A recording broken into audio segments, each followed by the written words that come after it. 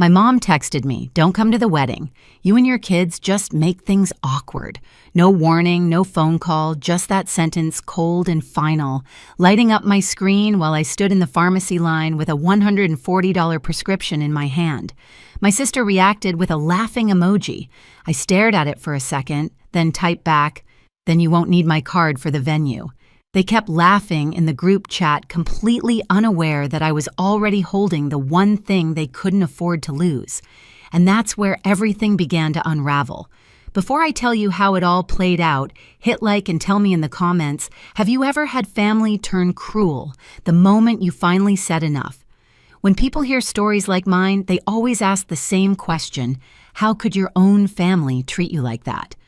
The truth is, it didn't happen overnight. My mother Angela had a gift for turning guilt into currency, and I was her most reliable bank. Ever since I was 16, she'd call it helping out, but somehow that help always came with an invoice attached. When my sisters Jenna and Megan were in college, I co-signed their student loans because Mom said, "You've got the steady job." When our stepdad Rick lost work for a few months, I covered utilities, groceries, even Mom's hair appointments because she swore she'd pay me back when things got better. They never did. I guess I learned early that in our family, love was measured in payments. Still, I kept giving because I thought that's what daughters do. I'm 35 now, a single mom of two, working as an accountant at a pharmaceutical company. My days blur between spreadsheets, school runs, and the quiet kind of exhaustion you only understand if you've ever had to hold everything together by yourself. And even then, I made time for them. For months, I'd been helping Jenna plan her dream wedding. Every invoice, every call, every deposit, my name was on it. She wanted a lakeside venue with a glass reception hall, the kind of place that looked perfect on Instagram, but cost more than most people's cars. I told myself it was fine, that she deserved it. I just didn't realize I was funding my own humiliation. Looking back, there were signs, tiny moments that should have warned me. The way Mom's tone changed whenever I asked about sharing costs. The way Jenna brushed off my questions like I was just a worker on her payroll. "You're so good with money," she'd laugh. "You can handle it." And I did $3,000 for the deposit, $1 and $200 for catering consultations, $600 for floral samples, all charged to my credit card. I told myself it was temporary, that they'd pay their share once things settled. They never did. Still, I stayed involved. I showed up to fittings, scrolled through fabric swatches, even took the venue tour while Jenna said she was too stressed to go. Mom kept reminding me family sticks together, and I believed her right up until that text. Maybe that's why it cut so deep. It wasn't just about a wedding. It was about realizing I was only valuable as long as my card worked. Standing in that pharmacy line, I wasn't thinking about revenge or money. I was thinking about all the times I begged to be seen as a daughter, not a resource. And somehow, that text made everything perfectly clear. I wasn't part of their celebration. I was their safety net. And now I was done. The next morning, the group chat was still buzzing like a hive. My phone lit up again and again, laughing emojis, inside jokes, a meme of a bridesmaid tripping down the aisle. It wasn't just cruel, it was coordinated. They were all in on it. I stared at those messages for a long time before muting the chat completely. That small click felt louder than anything I could have said. I sat on the edge of my bed, phone still in my hand, and thought about the last 6 months. Every receipt, every deposit, every favor that had been brushed aside like it meant nothing. I had spent over $4,000 helping them prepare for the big day. I had rearranged my life, skipped weekends with my kids, took time off work, all to make sure everything looked perfect for Jenna. And now they had decided I was the one ruining it. That realization didn't sting the way I expected. It burned, but underneath the heat, there was something steady clarity. They had never wanted me there. Not really. They wanted what I could give, not who I was. That night, Rick called me. He didn't say much, just that he'd seen the messages. His voice was quiet, careful. "You don't deserve that, Adeline," he said. "You've done more than anyone." I could hear the hesitation in his tone, the guilt of someone stuck between loyalty and truth. I told him not to worry, that I was fine. He didn't believe me, but he let it go. When we hung up, I opened my laptop. I scrolled through the venue contract, the one I had signed and paid the deposit for. My name stared back at me in bold black letters, Primary Contact Adeline Moore. I hadn't noticed how heavy those words felt until now. I looked around my apartment, quiet, dimly lit, the kids asleep in their rooms, and realized this was the only space that ever felt safe. Everything outside these walls belonged to them, the guilt, the expectations, the manipulation. But this was mine. My cursor hovered over the email draft I had started weeks ago when the venue asked for final confirmation. I remembered the coordinator's friendly voice. "You can reach out anytime if you need to make changes."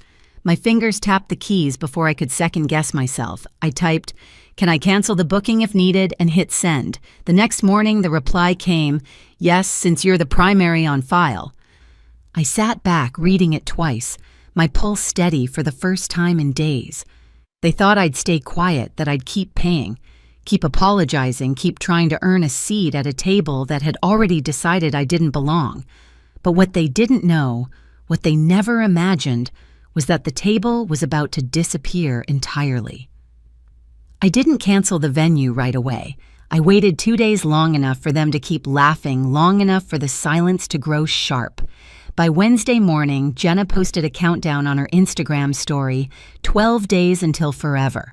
I watched it for exactly 3 seconds before opening my laptop. The venue coordinator, Melissa, picked up on the second ring.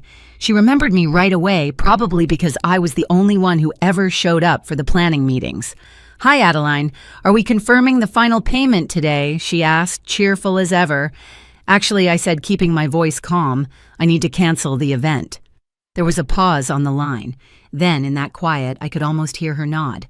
"Understood. Since the contract's under your name, I'll process the cancellation right now." Just like that, months of planning vanished with a single click. But instead of guilt, I felt stillness. The kind that follows a storm when the air feels heavy but clean. After hanging up, I sat for a while staring at the muted group chat.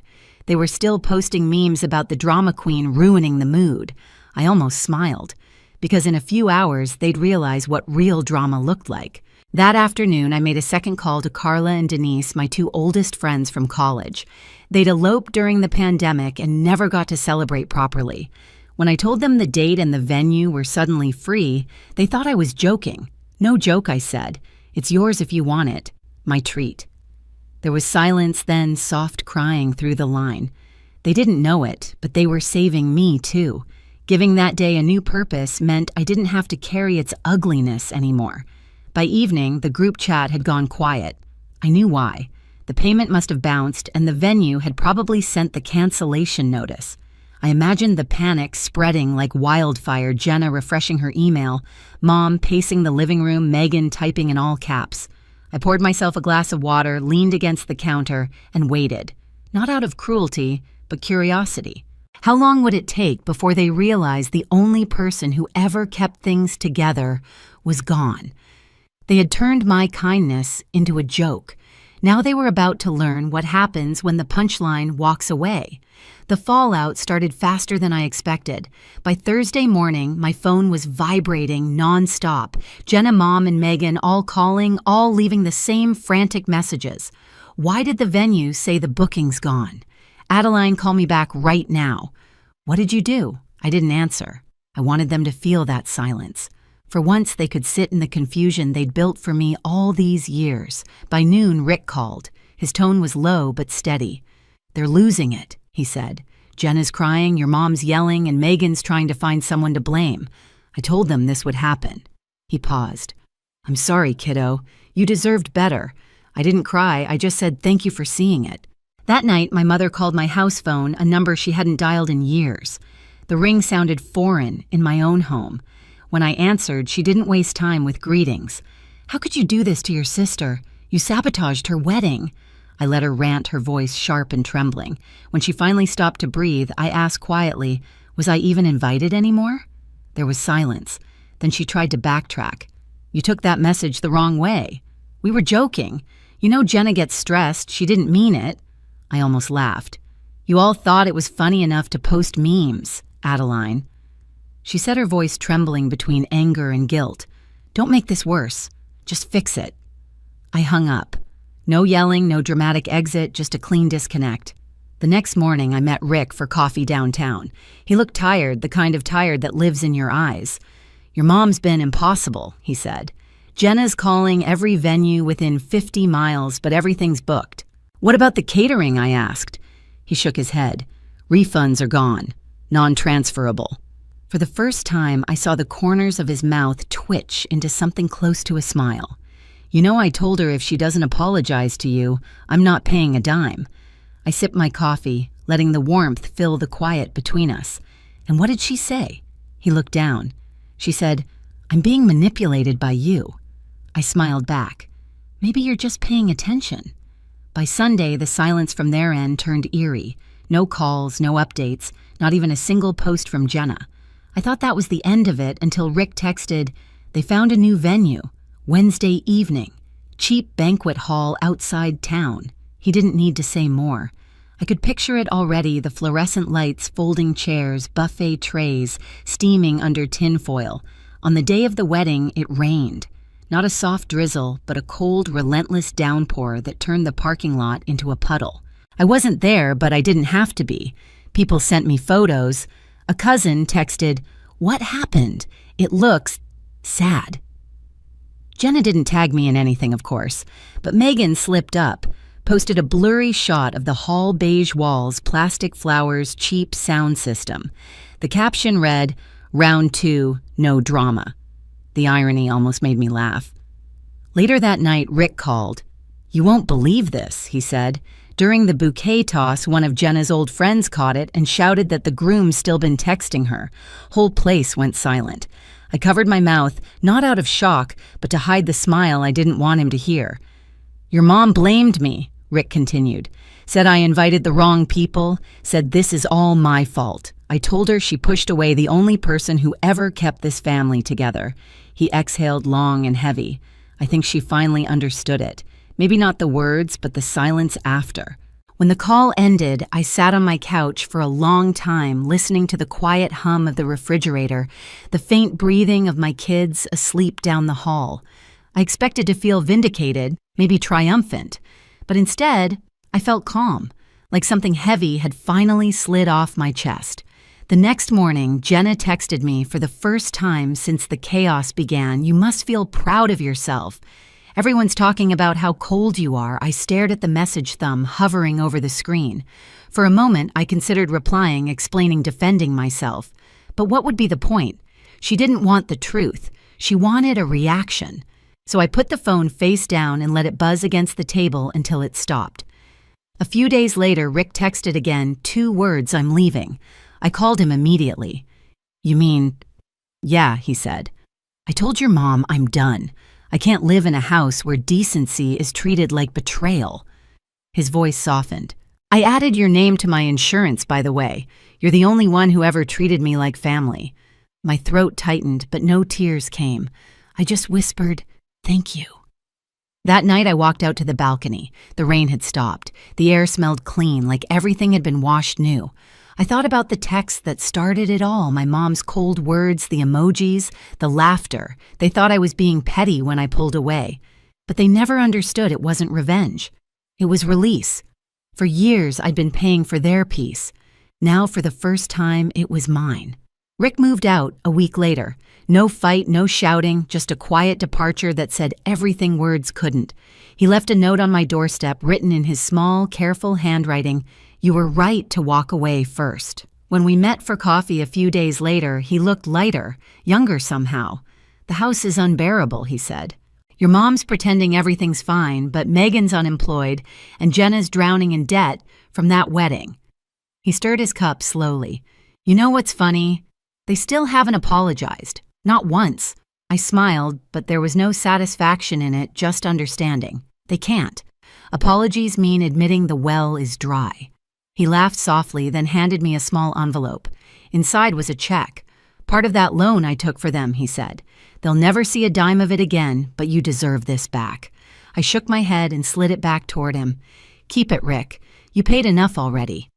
Later that night, I sat on my balcony watching the city lights blink below.